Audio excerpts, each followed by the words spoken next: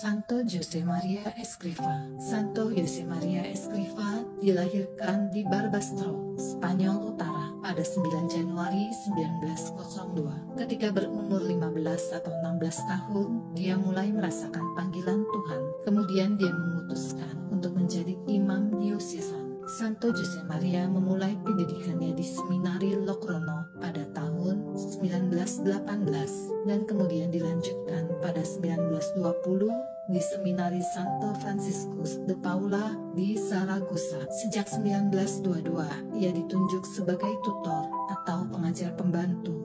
Pada 1923, Santo Jose Maria memulai kuliah hukum sipil di Universitas Saragossa dengan seizin pimpinan gereja. Kuliah ini tidak menghambat perkuliahan teologinya.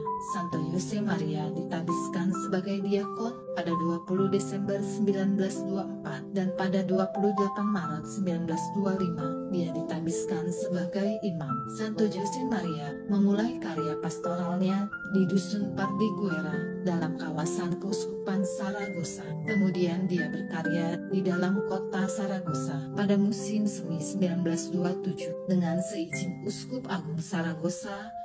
Dia pindah ke ibu kota Madrid. Di sana Santo Jose Maria menjalankan berbagai macam karya pastoral dengan memberi perhatian khusus pada orang-orang miskin yang tinggal di pinggiran kota, terutama mereka yang menderita penyakit yang tidak dapat disembuhkan dan yang menanti ajal mereka di rumah-rumah sakit. Dia bekerja sebagai imam dari Patronato de Enfermos atau Yayasan Orang Sakit, suatu yayasan karya amal yang dijalankan oleh suster-suster dari Ordo Hati Kudus.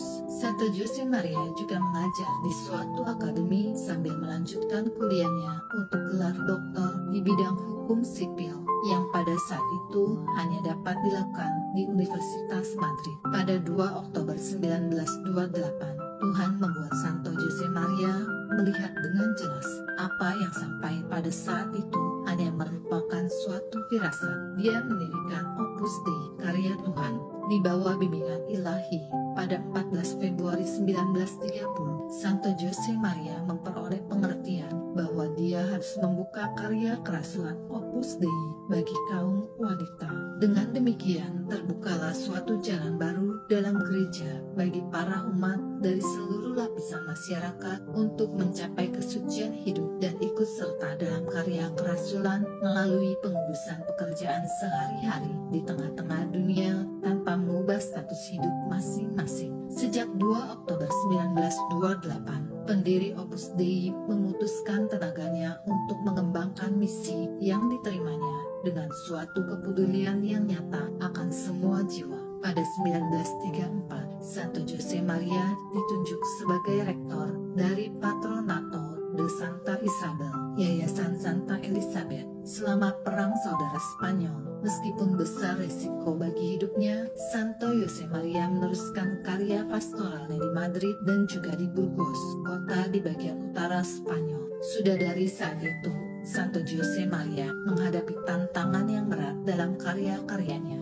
Namun dia menanggung semua kesulitan itu dengan tenang dan dengan pandangan adi kodrati. Pada 14 Februari 1943, Santo Jose Maria mendirikan Serikat Imam Salib Suci yang tak terpisahkan dari Opus Dei yang membuka kemungkinan bukan saja untuk dapat mengingkardinasikan imam-imam Opus Dei guna pelayan rohani di Opus Dei, tetapi juga nantinya memungkinkan imam-imam diocesan dari berbagai keuskupan untuk menghayati spiritualitas Opus Dei, yaitu mencari kesucian hidup dengan menjalankan karya-karya pastoral, sementara mereka tetap patuh kepada uskup mereka masing-masing. Sejak 1946, Santo Jose Maria menetap di Roma, tempat kediaman sampai akhir hidupnya. Dari situ Santo Jose Maria mendorong dan mengatur perkembangan Opus Dei di seluruh dunia dengan mengerahkan seluruh tenaga untuk memberi pembinaan yang tekun pada para anggota Opus Dei, pria dan wanita, dalam bidang doktrin askese dan kerasulan. Ketika Santo Jose Maria wafat, Opus Dei memiliki lebih dari 60.000 anggota yang tersebar di 80 negara. Santo Yosemaria wafat pada 26 Juli 1975. Bertahun-tahun ia mempersembahkan hidupnya bagi gereja dan bagi Sri Paus. Santo Yosemaria dimakamkan di kripta Gereja Pleratura Santa Maria Pecinta Damai di Roma. Beato Alvaro del Portillo yang mendampinginya selama puluhan tahun terpilih dengan mutlak untuk menjadi penggantinya. Prelat Opus Dei saat ini, Monsignor Javier Echevarria, juga telah bekerja di sisi Santo Yosemaria selama bertahun-tahun, dan kemudian dengan Beato Alvaro del Portillo. Sejak awal Opus Dei telah mendapat pengakuan dari tingkat keuskupan dan pada 1943 menerima Appositio Manuum dan pengakuan dari Tata Suci. Pada 28 November 1982, Sri Paus Yohanes Paulus II menetapkan Opus Dei menjadi prelatur pribadi.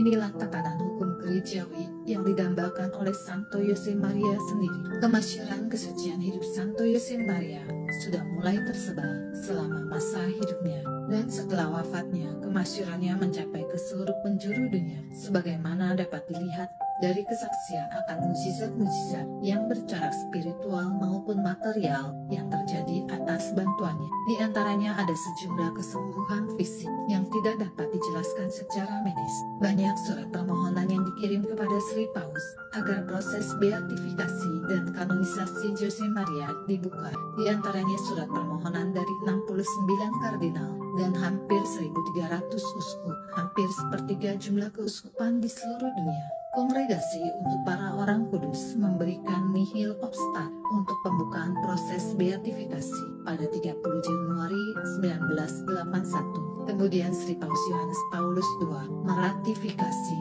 keputusan tersebut pada 5 Februari 1981. Yosemaria dibeatifikasi pada 17 Mei 1992 dalam suatu upacara agung yang dipimpin oleh Sri Paus Yohanes Paulus II di Basilika Santo Petrus. Kemudian pada 6 Oktober 2002, Yosemaria Escrivá dikanonisasikan sebagai santo. Di antara karya-karyanya yang telah diterbitkan, selain studi kanonik La Abadesa de las Huelgas, banyak buku-buku kerohanian yang telah diterjemahkan ke dalam banyak bahasa. Misalnya Jalan Rosario Suci, Kristus yang Berlalu, Sahabat-sahabat Tuhan, Jalan Salib, Mencintai Gereja, Alur, dan Tempaan. 5 karya yang terakhir ini diterbitkan setelah Santo Yosemaria Escrivá wafat. Sebuah buku kumpulan wawancara yang telah dilakukan media dengannya telah diterbitkan dengan judul Percakapan dengan Santo Yosemaria Escrivá. Santo Yosemaria Escrivá, doakanlah kami.